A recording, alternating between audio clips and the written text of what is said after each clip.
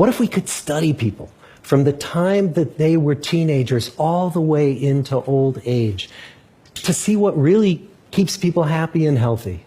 For 75 years, we've tracked the lives of 724 men. About 60 of our original 724 men are still alive, still participating in the study, most of them in their 90s. When they entered the study, all of these teenagers were interviewed, they were given medical exams. We went to their homes and we interviewed their parents. And then these teenagers grew up into adults who entered all walks of life. They became factory workers and lawyers and bricklayers and doctors, one president of the United States. And when about a decade ago we finally asked the wives if they would join us as members of the study, many of the women said, "You know, it's about time." So what have we learned? The clearest message that we get from this 75-year study is this: good relationships keep us happier and healthier. We've learned 3 big lessons about relationships.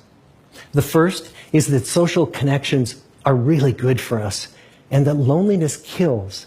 It turns out that people who are more socially connected to family, to friends, to community are happier, they're physically healthier, and they live longer than people who are less well connected.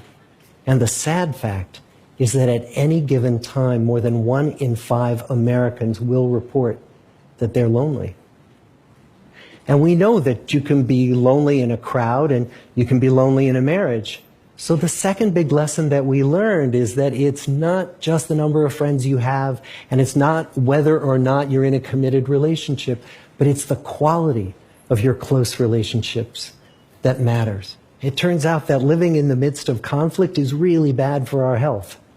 High conflict marriages, for example, without much affection, turn out to be very bad for our health, perhaps worse than getting divorced. And living in the midst of good, warm relationships is protective. And the third big lesson that we learn is that good relationships don't just protect our bodies, they protect our brains.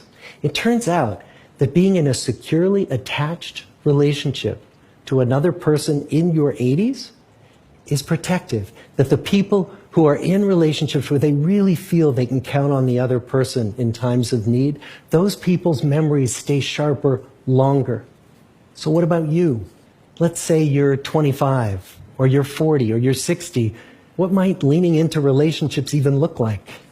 It might be something as simple as replacing screen time with people time, or livening up a stale relationship by doing something new together. Long walks or date nights, or reaching out to that family member who you haven't spoken to in years. The good life is built with good relationships.